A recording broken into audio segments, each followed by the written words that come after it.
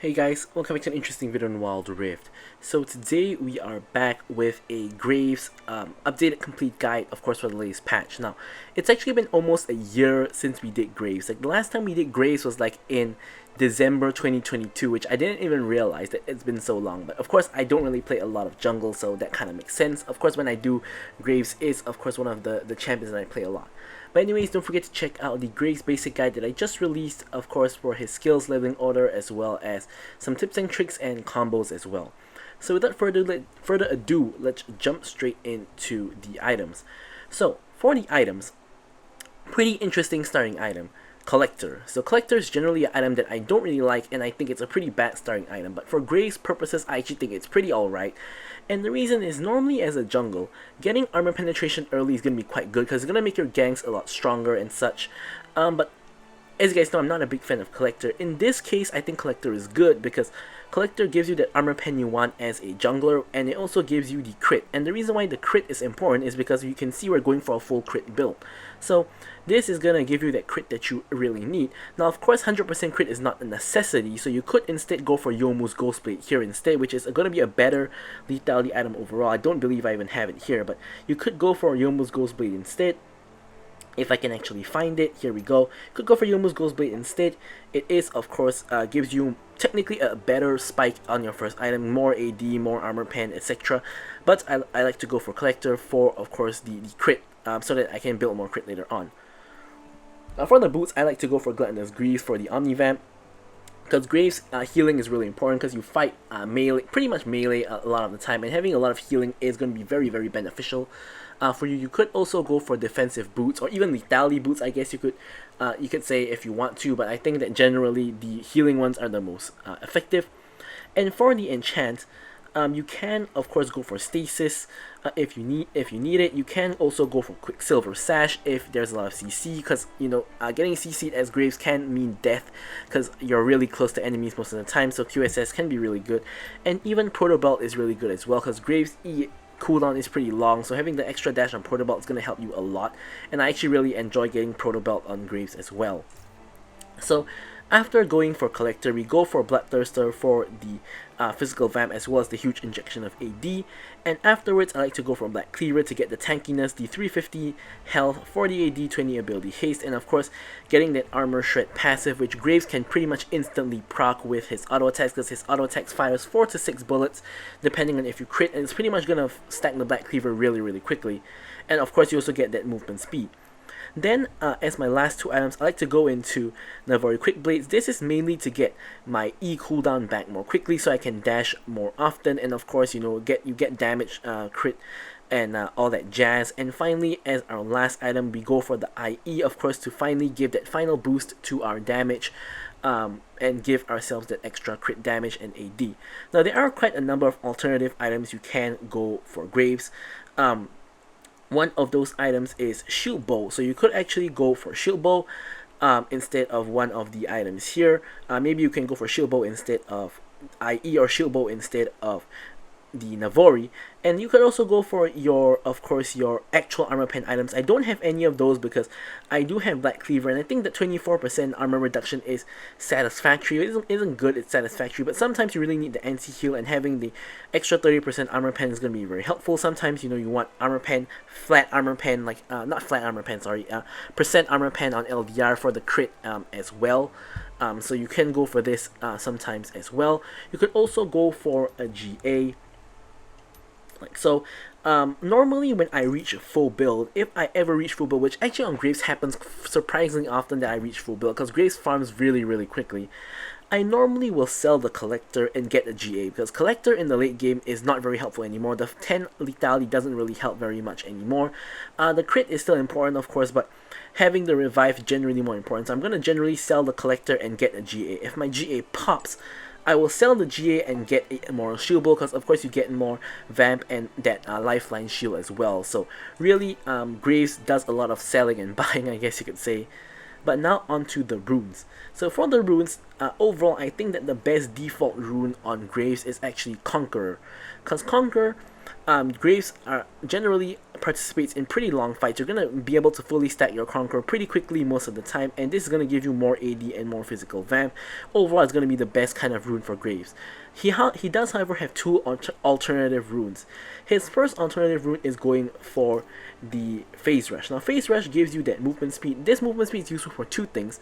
Mainly, number one is to chase down enemies, because Graves can have a little bit of an issue sticking onto enemies if they are very mobile, so this Phase Rush is going to allow you to run them down. Number two, it's going to allow you to run away. But also number three, it actually gives you shorter cooldowns on your ability. So this is going to help, of course, your E come off cooldown more quickly, etc., that kind of thing. So Phase Rush can be really good.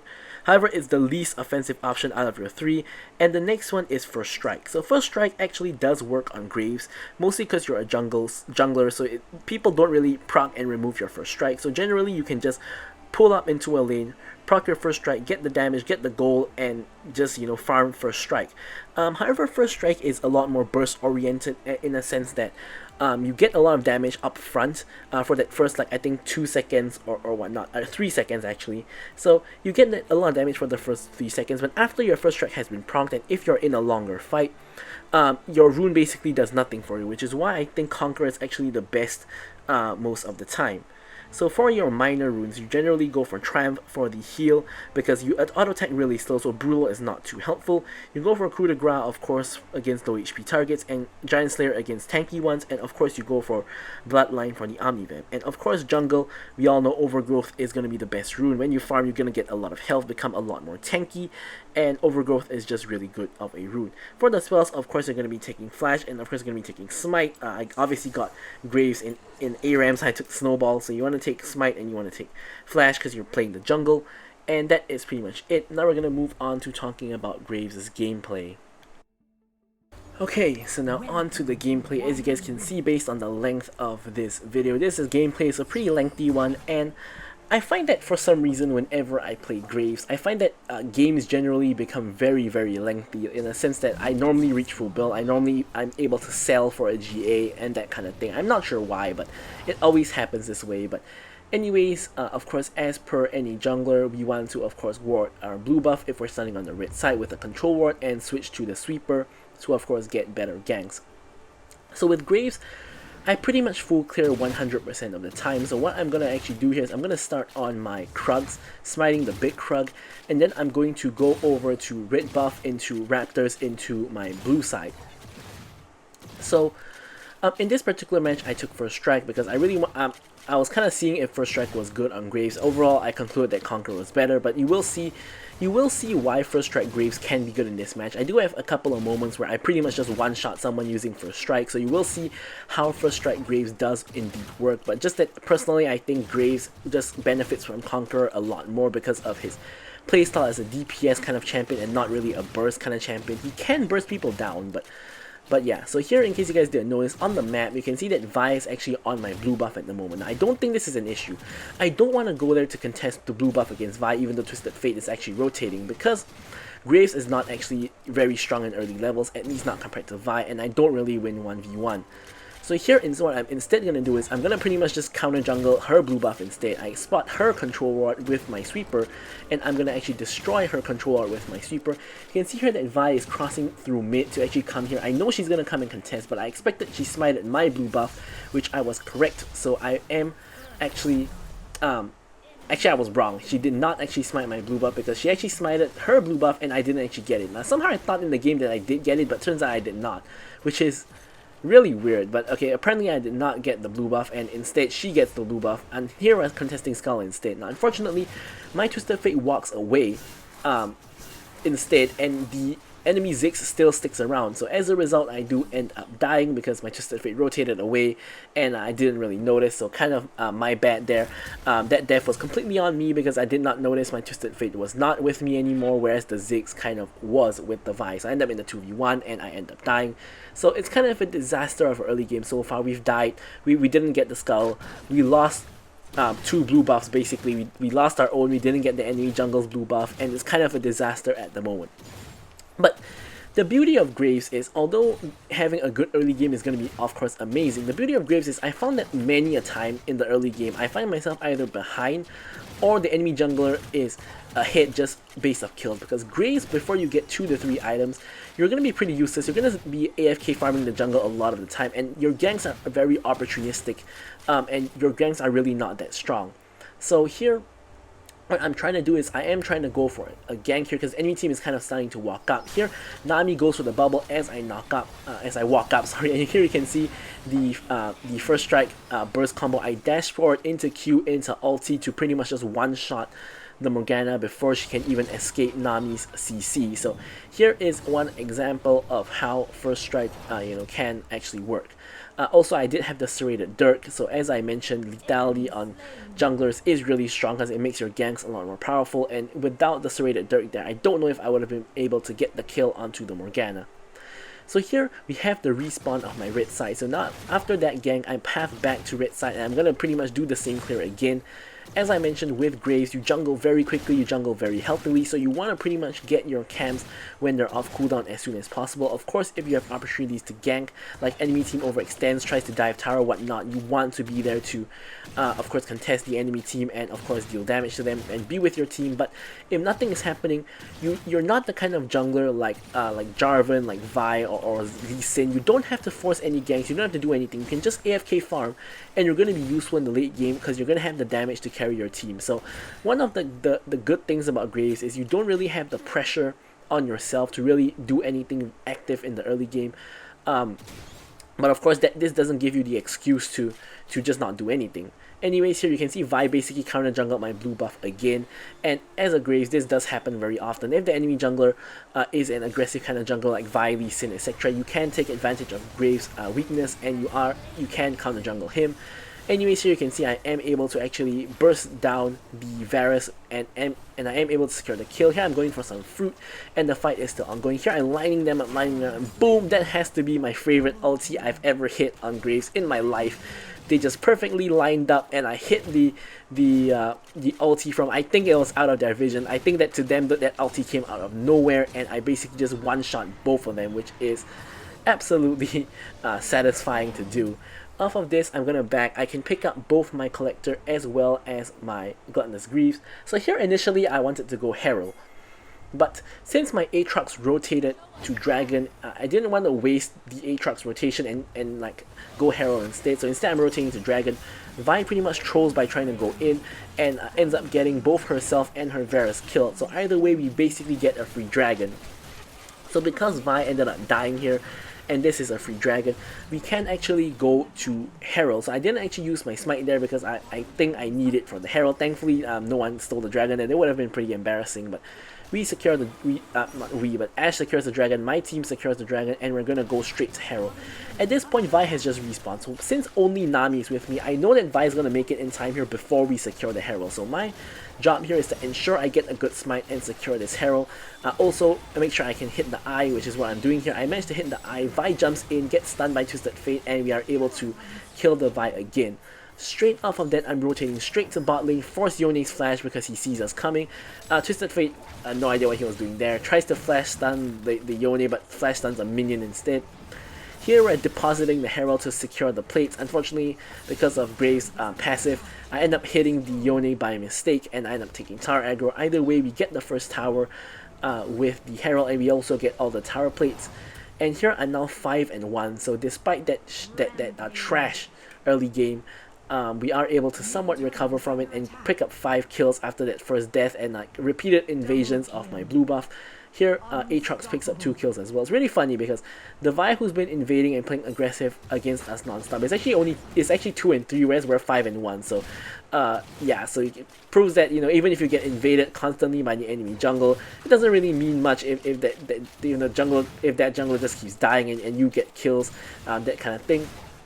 So here we can see with our items, we can start to clear the jungle a lot faster. You can see here we're pretty much just bursting down the camps, and we're only at like 1.5 items, and we pretty much are going to be always at full health because of the fact that, of course, Graves is a very healthy clear, plus we have the Vamp Scepter and the Gluttonous Greaves already, so we're pretty much always going to be full health from jungle clearing.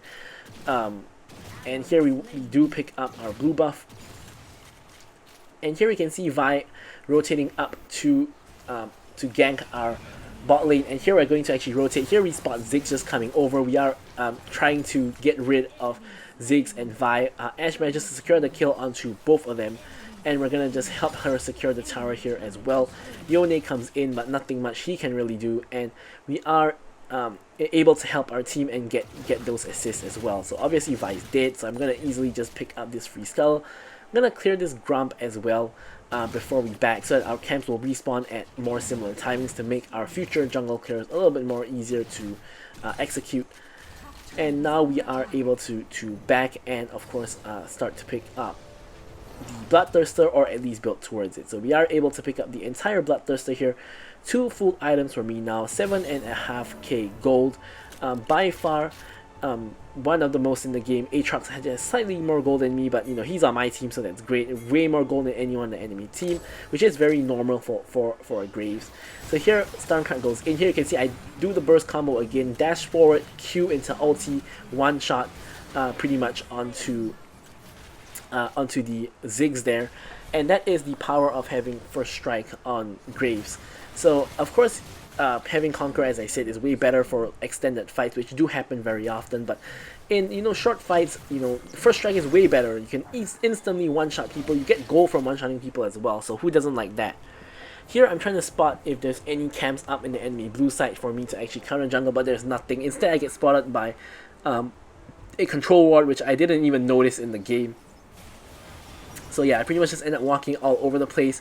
Don't end up actually counter jungling anything, because there isn't actually anything to counter jungle at all. And now Dragon's coming up in 40 seconds. Here I'm just trying to clear mid lane. Do so really easy. Another fight breaks out. Here I'm gonna pop my ulti to secure the kill onto the Vi. And here honestly I saw a pentakill in my eyes here. I was flashing for it, but I get pulled back by Yone's ulti. And here I try to go for Morgana, which you can see I pretty much just one-shot her with my Q. Here I got 2 kills already. I'm trying to go in for more, but unfortunately my Q hits the wall instead of the Yone, and as a result I'm put very low, and someone else actually dies anyway to someone who's not me, so no pentakill for me there. But yeah, honestly not very well executed by me despite the team fight going our way. Regardless, the dragon is going to spawn, and Vi has only just respawned. I'm gonna just quickly get some fruit, and then I'm gonna head over to this dragon and see if I can, of course, secure it. Of course, I'm one man against the dragon. Twisted Fate's here now. Vi gets hit by the Ashe arrow, but I can't really attack Vi over the wall. Here, I'm just getting ready to smite, which I do manage to secure when Vi jumps in. Vi ends up inting again for the dragon, which is... she did that for the Herald as well. Like, 2 of her deaths was just inting for objectives, which is okay sometimes, but sometimes I really think that you really... it's not worth to int for an objective. But anyways, here, Vi dies again, and off of that, we are going to just continue on our farming procedures. Nothing else to really do at the moment. Since we secured the objective already, no real fight is really supposed to break out unless someone on the team overextends by a lot and gets collapsed on by the enemy team. But aside from that, you know, nothing too much is going on. We're just going to clear our whole blue side again, and then we can just back. And then you can see our whole red side is up now. So after we clear the blue side, we can go to the red side, clear the full red side, and you know, go from there. So now I'm actually 9, 1, and 5 at 11k gold now, by far the most in the game by a country mile. It's a lot. So here we're just gonna go ahead and secure the red buff first. And the reason why I'm doing red buff first this time is because I see a fight that is gonna break out. It looks like it might break out in the mid lane, and while this is happening, I'm just farming the raptors and walking towards the area which I think the fight is gonna happen. Nothing ends up happening, at least for now. I clear a control ward, and Baron is going to spawn in 20 or so seconds. Honestly, we're pretty far ahead to the point that we probably can just do the Baron on spawn. But, you know, for now we're just hanging around this Baron area, making sure the enemy team can enter, and seeing if we can really pick off anybody who just overextends or anything like that. So far, nothing is really happening. We're actually taking a lot of poke from both Morgana and Ziggs, so this doesn't look like a very good idea. Here I'm just going to clear out the mid lane. Of course, with my insane amounts of lifesteal, I am basically going to be able to just lifesteal everything back. Here I'm going to actually back, but I spot Morgana getting caught out, so I'm going to cancel my back so that I can actually help my team. I get rooted by Varus, unfortunately, and I get ulted by Vi for the chain CC, knocked up as well, and eventually I do end up going down to the Vi. But Vi does end up inting for the kill on me. It is pretty worth for her in this instance because she does get the shutdown on me, and it's a 9-kill shutdown, so a lot of gold injection for the Vi. You can see that now the Vi has like 8+ K gold, which she used to have like like lower 7K plus gold kind of deal. So that does give her a lot of gold, unfortunately. But I think it's better to give shutdown to Vi than like to Yone or Varus or even Ziggs, for example. So it's not the end of the world. Of course, cancelling your back is really important for helping your team, especially when you are the Fed member of your team. I am 9-2-7, or I was 9-1-6, I think, at that point in time. So it is, of course, really important to be there to help your team, and not just blindly back, and your team's gonna die, and it's all gonna spiral out of control. So here, once again, I'm just clearing my whole blue side. Someone's pinging to attack Dragon, and Dragon's coming up in like more than a minute, so there's really no point. So here what we want to be aware of is if the enemy chooses to do Baron. So here, ideally someone needs to defend the Yone at the top lane, but it shouldn't be me because I don't want to show on the opposite side of the map to the Baron and cause the enemy team to get a free Baron. So here instead I'm hovering around the Baron ish area, and we're seeing if we can really do anything to the enemy team. Aatrox goes in really deep. I'm trying to engage onto the Ziggs here, but unfortunately I don't manage to really get very much onto him. So here Aatrox is starting up the Baron, and I'm gonna just quickly try to do the Baron. We burst the Baron pretty quickly. First Baron is pretty squishy. Vi tries to come in again.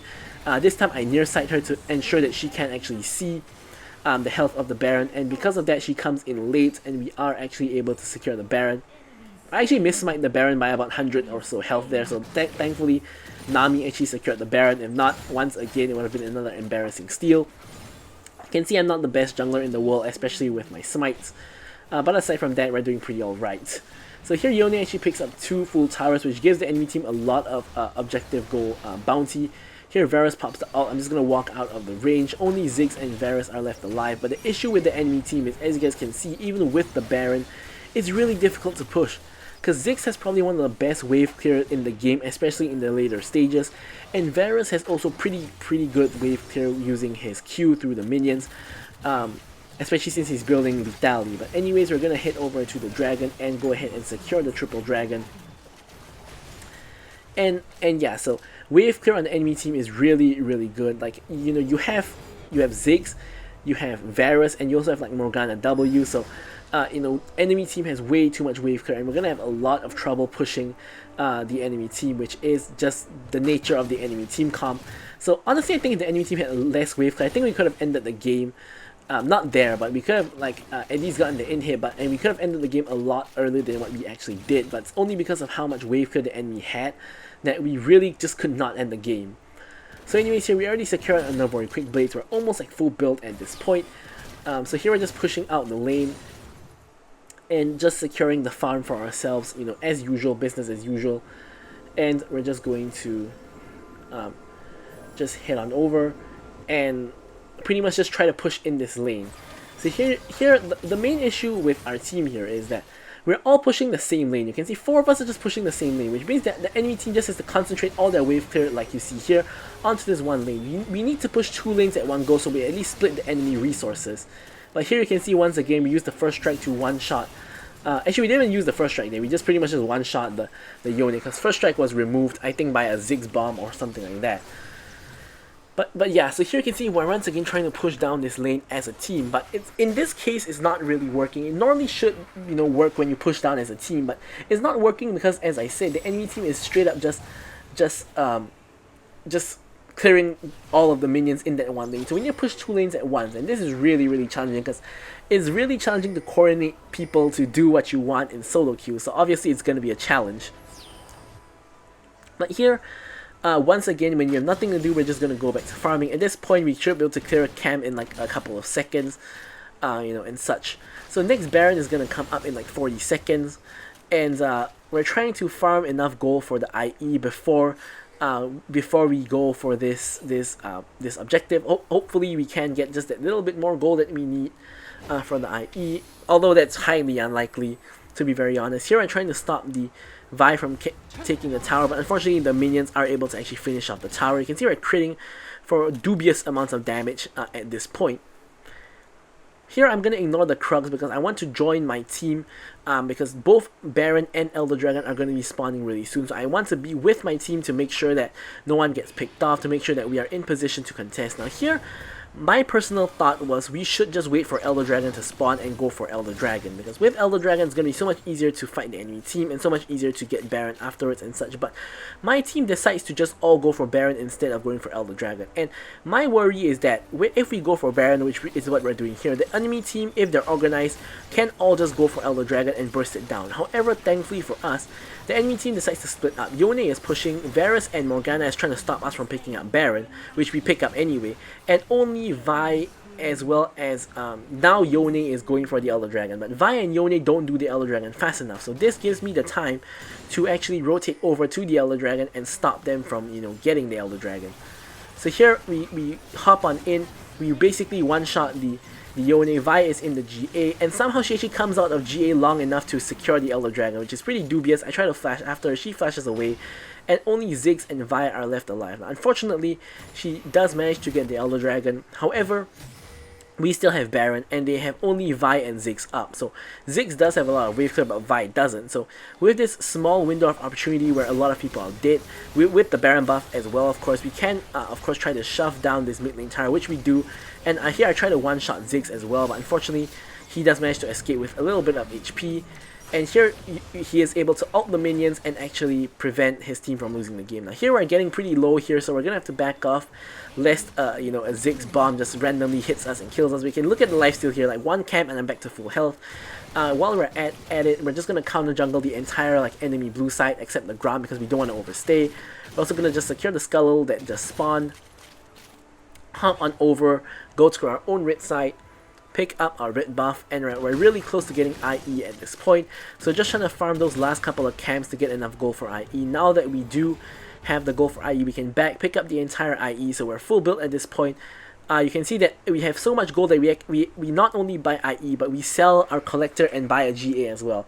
Because at this point, as I mentioned in the build section of the video, collector doesn't really do very much for you anymore. Having the revive on the GA is going to be a lot more helpful. Of course, we don't have 100% crit at this point in time, but I think selling collector is way better than selling you know, Black Cleaver. So here now, you know, we're not too afraid with the GA of the enemy team, of course, and here we're now just trying to push in another lane to try to get another inhibitor